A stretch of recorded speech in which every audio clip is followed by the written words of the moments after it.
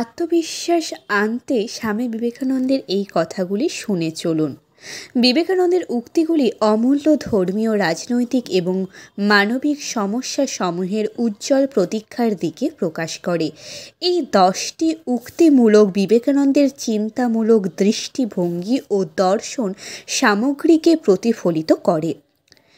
বিবেকানন্দের উপদেশ এবং বাণী বিশ্ববিদ্যালয় এবং অনেকের মনে চিরকাল ধরে ভাবার প্রেরণা দেয়। তার দর্শন, ধর্ম, মানবতার উন্নতির ওপর প্রবৃদ্ধি ও অবদান অপরিসীম।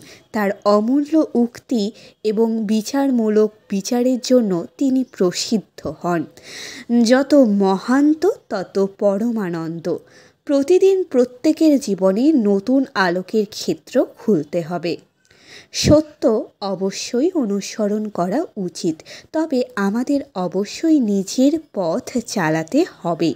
আত্মশুদ্ধি প্রত্যেকের মুক্তি সাধনার কাজের সহায়ক। আত্মজ্ঞান প্রাপ্ত হলে মানুষ সমস্ত আশা ও আকাঙ্ক্ষা ছেড়ে দেয়। শত্রু কোনো দিনই মানুষের আত্মবিশ্বাস নষ্ট করতে পারে না।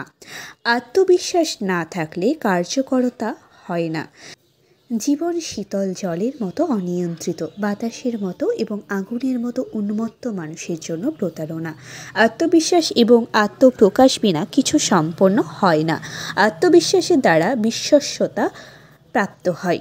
এরকম আরও ভিডিও পেতে চ্যানেলটিকে সাবস্ক্রাইব করুন।